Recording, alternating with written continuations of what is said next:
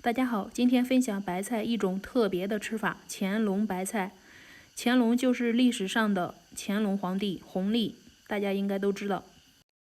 先把白菜叶子撕成片备用，另取一碗放入1勺芝麻酱、3勺陈醋，